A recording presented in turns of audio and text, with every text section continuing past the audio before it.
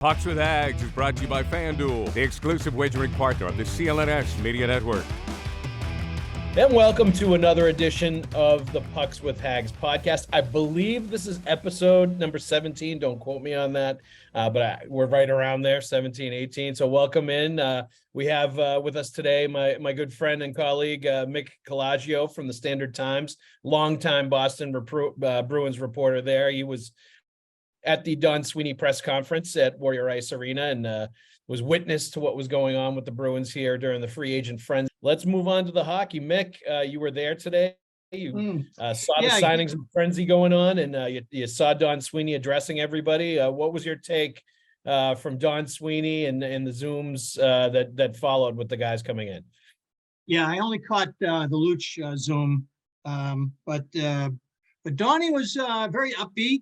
I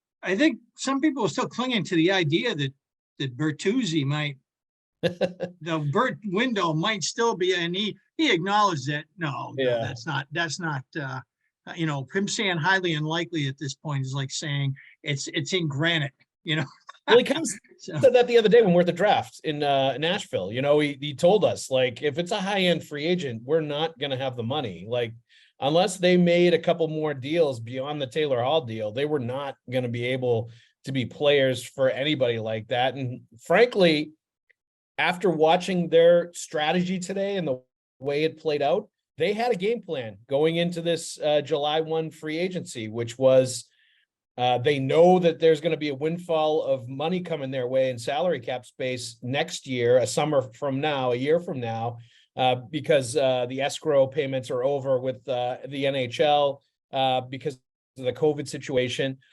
So the projections are the salary cap is going to go up $6, $7, $8 million, maybe even more than that. So there's going to be a lot more cap space and a lot more room, and the Bruins have more room next year anyway, based on expiring contracts and whatnot. So, I think their strategy going into this year was we're not going to tie ourselves to long-term contracts, to big money contracts. We're just going to sign a bunch of bargain 1-year veteran deals to get through this one season where we have the salary cap paying, and then get on the other side. And I found it really interesting, Mick, that basically what happened, and I assumed, look, when Taylor Hall got traded to the Chicago Blackhawks, I assumed that was to make room for Tyler Bertuzzi. I assumed that was, okay, that's their way to keep this one player and give him basically the money that they were paying Taylor Hall.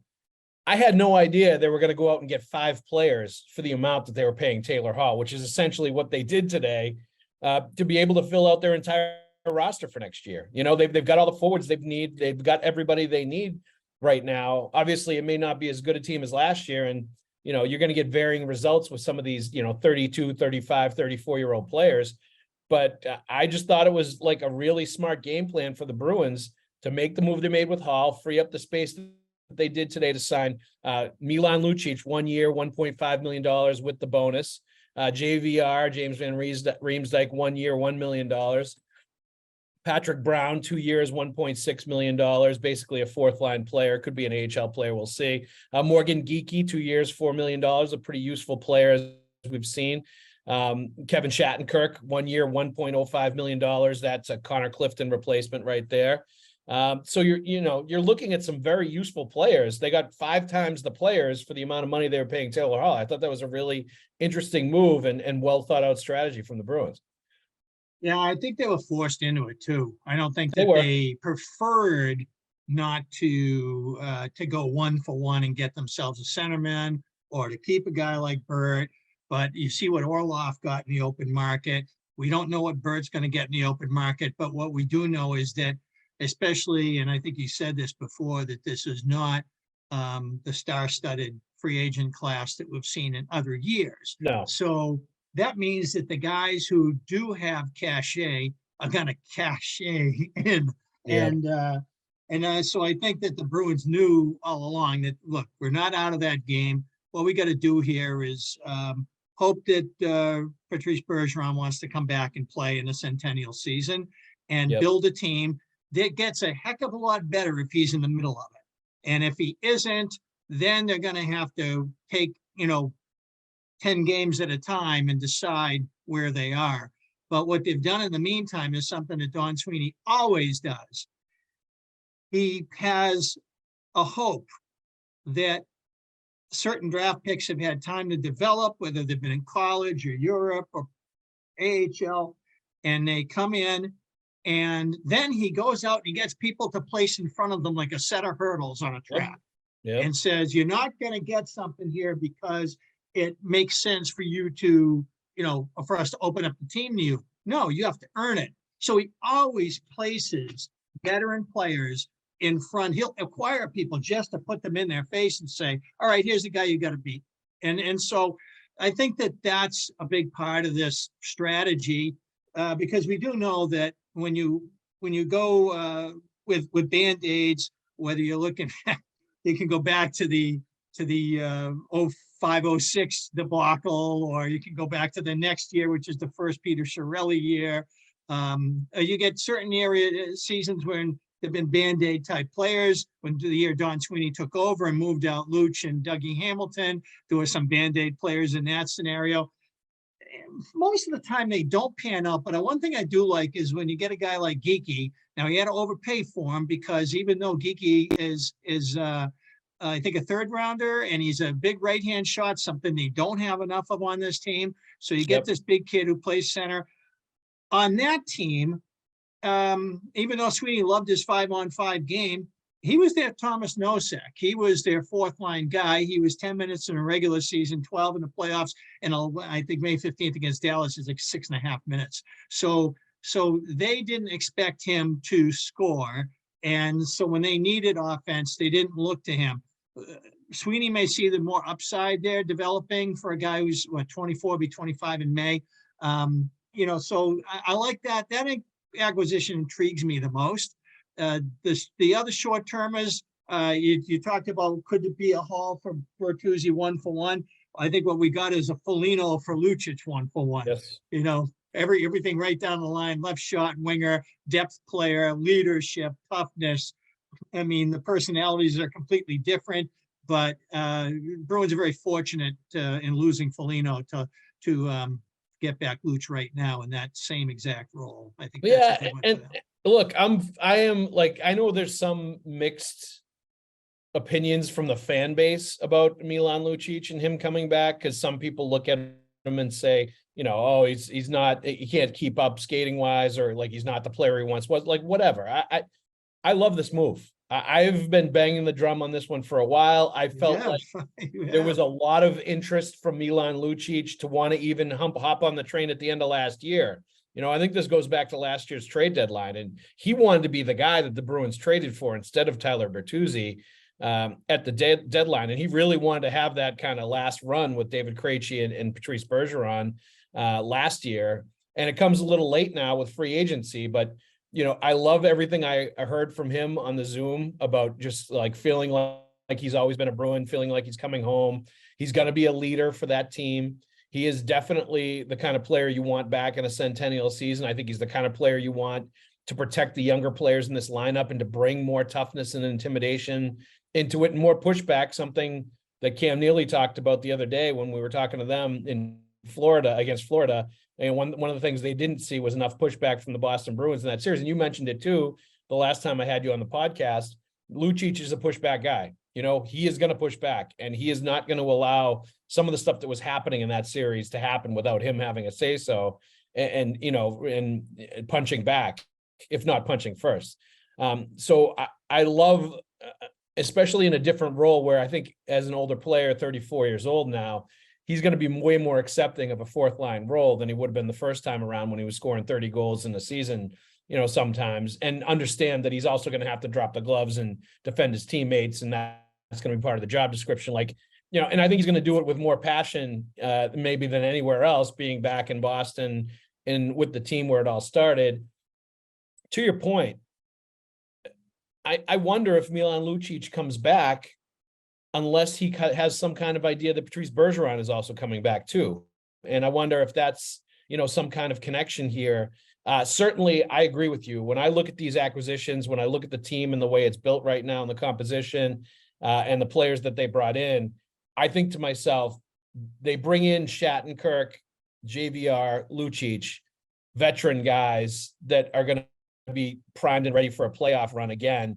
because Bergeron is coming back. And I'm not sure they bring that kind of type of player back if they don't think Bergeron, if they don't think Bergeron's coming back, maybe they do build in some space for some of those younger players to come in, sort of prove themselves and ingratiate themselves in lineup. I know that's not Don Sweeney's way, to your point, and I laughed when Cam Neely and Don Sweeney were talking before the draft about how maybe we have to turn things over to some young players. They're clearly bluffing at that point, because I knew that was not going to happen. That's just not their way. They do put veteran players in those spots and force the young players to kind of push them out or earn the spot against those veteran players. So I felt like they were going to do that, but I just look at the names on this list and I look at the players they're bringing in, and I say to myself, they're not going to do all this and bring these kind of players in unless they have a firm idea or a hope that Bergeron is coming back for that centennial season. Well, I think that they would love it if they could have some guys break through, some prospects, and challenge what's going on with these signings and make them evaluate a month into the season, 2 months into the season, or however many months into the season, and see what kind of team they're going to have going the next spring. But in the meantime, they needed to have guys with credible two-way games. I didn't really get the JVR part of this. That didn't stoke me. I feel like right now they don't have as many right-handed shots as I'd like to see, but Sweeney did say that Geekie has played wing, and that would be a right side. That Brown has played wing, and that would be a right side. And so some of these guys that were slotted in as center depth may actually wind up playing right wing, depending on how things shake out. If there's one thing about Don Sweeney that we know, is he loves players that can play more than one position.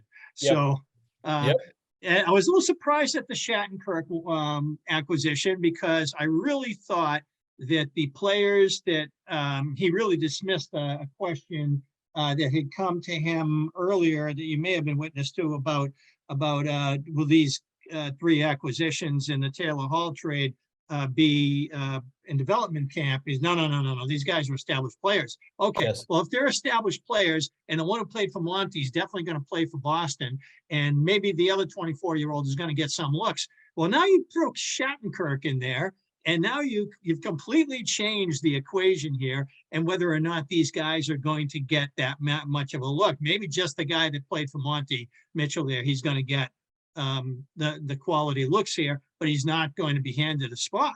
Right. Nobody's going to get handed a spot here. So whoever ever gets anything is going to have to earn it. And it's going to be an interesting year in the career of guys like AJ Greer. What kind of camp will he have? That's what I honestly look when I actually, started drawing out the lines here and what I think they may look like. And Greer is a guy that I put as, 13th, 14th forward, probably in danger of going down to Providence, at least for, some periods of time when everybody's healthy, just based on everybody else that's there. And I had Bergeron penciled in coming back for that to happen, which I think I just think he's going to come back. I just don't think that Game 7 is going to be the last game he plays in a Bruins uniform against Florida. I'd hate to think it. Yeah. I'd hate to think it. Every bone in my body wants to not be talking about his retirement until a year from now. Yeah. And I think that he's been so quiet now too. Like, I think he would have announced it by this point if he'd made his mind up that he was going to retire. But I want to get back to one thing you said. JVR, I think that makes sense to me because they saw how important Tyler Bertuzzi was to their power play on the net front when he came over. And I think that made them realize how key having somebody that's good on the net front is to making that whole power play work and making it as dangerous as it can be based on the way that he played there. And JVR is a good net front power play guy. I think he can fill that kind of job that Bertuzzi was extremely good at and is a pseudo Bertuzzi fill in from that exact job He's a description. That talented exact guy skill. who's been a consistent scorer in tight quarters. So Yeah. if he can get really motivated to be a more impactful player than what he has been these last few years, then I could get behind it from a skill standpoint. It'd also be nice to see Jake DeBrusk not have to be that guy every time. Jake DeBrusk has such amazing hand-eye and ability to tip pucks and to see pucks coming. But he gets the crap beat out of him in front of the net. He's like the offensive end of the net of the game where, in the defensive end, Grizzly gets a beating, and DeBrusk gets a beating in the blue. And JVR is like 6'2", 6'3", 220. Like he's a much bigger guy that can handle in front. Right. So so it'd be nice to see DeBrusk not be a broken down player when the most important hockey happens, just because he's playing the whole game and playing it really well. And it'd be nice to see him in one piece when it matters. Take your first swing at betting MLB on FanDuel and get 10 times, that's 10 times your first bet amount of bonus bets and up to $200. That's right. Just bet $20 and you'll land $200 in bonus bets, win or lose. That's $200 you can spend betting everything from the money line to the over-under to who you think is going to be, hitting the first home run. All in the app that's safe, secure, it's super easy to use. Plus, when you win, you get paid instantly. There's no better place to bet on MLB than FanDuel, America's #1 sportsbook. So sign up today and visit FanDuel.com/Boston and get up to $200 in bonus bets. That's FanDuel.com/Boston. FanDuel, official partner of Major League Baseball. But yeah, the Lucic story is a lot of fun. Sweeney talked about how Lucic texted him at 12:01 wearing a Bruins cap that he went out and bought himself. Yep. I believe it. Yeah. He's like, I call certain players true Bruins, like certain players that come through, they fit in the uniform, they fit the style of play. They are exactly what the organization wants, both as people and players, off the ice, on the ice. And I just think Milan Lucic is a true Bruin. He has always been that kind of player. When he was with the Bruins, I always felt like it was weird seeing him in different sweaters on other teams. No matter who he was playing for, it felt wrong to a degree.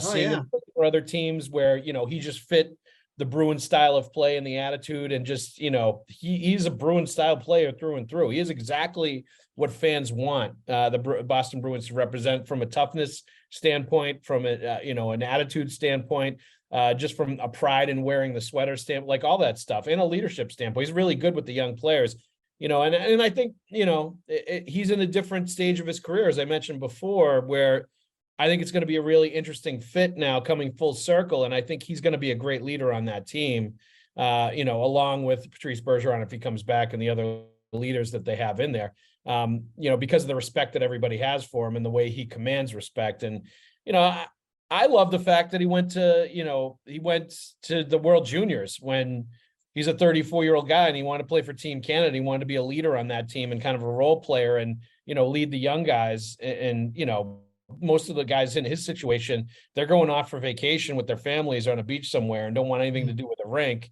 but not him. He went and goes and plays to compete in the World Juniors. He wanted to be a leader, and he wanted. You mean the World Championships, but World Championships, excuse me. But that's terrific sign of compete from him to want to do that and play for his, for the crest, for the Maple Leaf, so that's pretty awesome. And it's hard to believe he spent 8 years in another uniform. I know. And now after all this time for the centennial season, we get back Luch. It really kind of puts some good vibes back into this season, because it was you'd like to think that the young nucleus of this team that they're counting on to take another step forward in their careers and make it their team, the McAvoys, DeBrusk, that there's got to become their team to a degree that as they do this, and life isn't always going to be, you're at that stage now where, you're a two-way player in terms of cup half full, cup half empty. It's no longer, wow, you're going to be great someday. We are great now. Let's go. And if this nucleus is that good, then we're about to find out, and they can redress it as needed. And when they find out what they need to find out through, a chunk of the coming season. And, Lucic addition to the Bruins, Ryan Reeves goes to the Toronto Maple Leafs. I think there's going to be some really interesting drama and interplay on the ice when those two teams are playing now, with those two individuals playing for those two teams. Now Lucic comes into the equation when you play Florida, and Matthew Tkachuk starts to try to stir things up. Former Calgary Flames teammates, the two of them. I'm sure Lucic is going to know the kind of buttons to push with Matthew Tkachuk. I like it from that standpoint, as well as sort of being competitive with what's going on with some of the other teams. Even and the guy's name escapes me, that guy in Montreal, the tough guy that they have that's like one punching people now, the young guy, the European. Yeah, I know who you mean. Yeah, I know he's really large. Yes, but the Atlantic Division is getting extremely tough and rugged, and it seems like almost he ragdolled Cassian. Yes. Almost every team has a player like that now. So I think you needed to bring Lucic back to have that sort of element and answer to those other teams. And I think the other young leaders on the Bruins are going to be extremely happy that guy is there, because he makes everybody more courageous when he's in the lineup. There's no question about it. Curious for you, just like with the forwards, what you think the lines are going to look like. I'll tell you what mine, quickly drew them up with Bergeron in. I had Marchand, Bergeron, DeBrusk, JVR, Zacha, Pasternak, Frederick Coyle, Geekie, Lucic, and I put McLaughlin in at center, Lauko, and then Brown is the 13th forward. Say the bottom six again. Frederick Coyle, Geekie, and then Lucic, McLaughlin, Lauko, with Brown as the 13th forward. Who are your snubs here? Greer and Brown. Okay. Yeah. Don Sweeney today introduced Georgi Merkulov to the conversation. Did he? Nobody else had brought him up, but the question was about young players and what the hopes were. And obviously the implications will always go back to Fabian Lysell in this conversation. But Sweeney introduced Merkulov, who I think is seen by the organization as their best forward down there. And that if there is a guy who can play center, can play wing, and might find a way to find his way onto that team, it might be him. And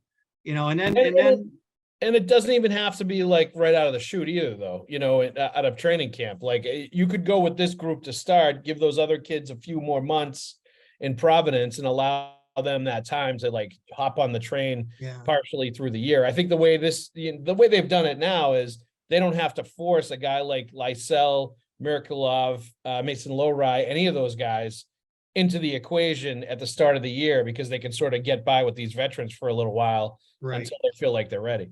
And that would never be, and that's not their style. They always want to make sure that guys develop in the proper time and in the proper place, and that and they won't do that. So I anticipate that Geekie, being a right shot, is probably going to be in a lineup at either center, but I think the fact that they were willing to pay him $2 million per means that they think that he can play in a top nine as needed. They can also move him to the right as needed. The right wing remains a hodgepodge, because you have the superstar, and then you have a left shot who went over there originally because they needed somebody to play on that side. And because he turned the corner and found magic with Bergeron and Marchand, it's a natural to think of DeBrusk now as their right winger. And it settles your top six very quickly to do that. The JVR acquisition, you want to put him in a position to be successful, and to borrow an old Mike Sullivan cliche. And so that's an entirely reasonable way of looking at the JVR end of this, is to think of him as filling out that second line. The only thing that kind of bugs me about all of this right now is that you need Bergeron to come back in order for this to make any sense, because if he doesn't, and you figure you got to start from a position of Zacha is with Pasta, And then you got to decide, what do we do with Marchand? Do we play him on a line with DeBrusque and then decide who their center is? Right. And is it Coyle? Or do you look at the career legacy of Charlie Coyle and say that as great a player as he has seemed at times as the captain of the bottom six, anytime he's gone up into that top six, it's been choppy, and it's never changed for him. I'm hoping he's sick of that, because I look at him and I just say he absolutely can play there. Yep. It just seems to me like he's been his own worst enemy when it comes to the confidence it takes to assert himself and his skills and simplify and just go and believe. And but so really what happens here if Bergie doesn't come back is really a quandary. And I thought O'Reilly would have gotten more money than he got. So in the open market. So the fact that I think he's a guitar player and musician, maybe he really wanted to go to Nashville. Okay. Maybe that was the player's choice over money. So him and Mike Fisher might be new buds, right? Well, and it's you bring up O'Reilly. I did want to get quickly your thoughts on a couple of the Bruins that did sign elsewhere. Dmitry Orlov, 2 years, a little less than 16. Wow. With the Carolina Hurricanes. That's a lot of dough for Orlov. Well, it is, but Carolina just continues to work the back end and bring in really good defensemen and beef up their blue line. And then they got pushed around worse than the Bruins did. Yeah. Yes. By Florida. And this is clearly a reaction to that. Yep. Yeah. And he's got the big shot. I thought I was surprised by how good offensively he was and how good a feel he had for almost playing rover at times.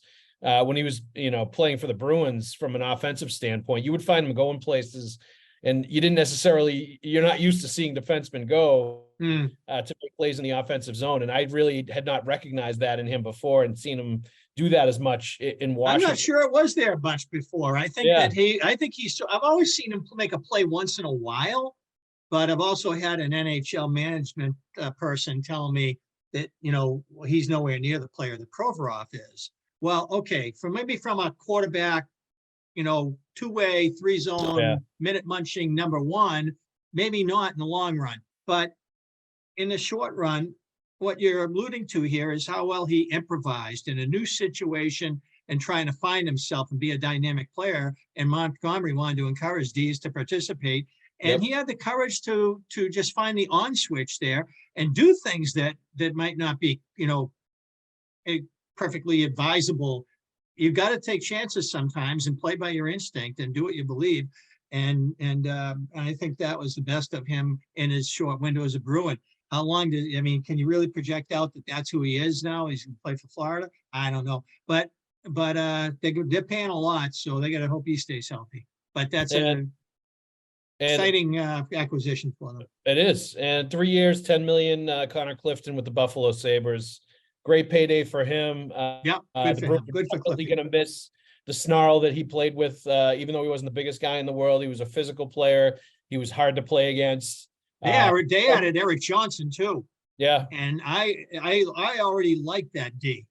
I think Rasmus Dahlin is the best defenseman in the world right now. Yep. And I think that, yeah. So, and Power was excellent. Hockey News asked me to rate the rookies. I put him number one.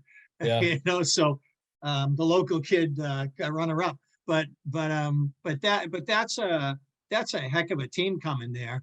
And also building from the back end out. And, it's going to take time for them to get their front end right. But boy, the defense right now is that's the name of the game. Yeah, Tage Thompson's a pretty good place to start if you're figuring out your front end. But it speaks to, as much as I like a lot of the bones of the Boston Bruins roster, like the other teams in the Atlantic are getting better and improving, and it's getting harder to, be a playoff team, and it's going to be more of a challenge this year, and they're going to feel that challenge from a lot of these other teams, like the Red Wings, the Canadiens, the Sabres, the Senators, all these teams that are really pushing from underneath, not to mention the Florida Panthers. We're going to sign off in a minute, Mick. Just any other observations, thoughts about the Bruins or otherwise on this July 1st free agency day that you saw today?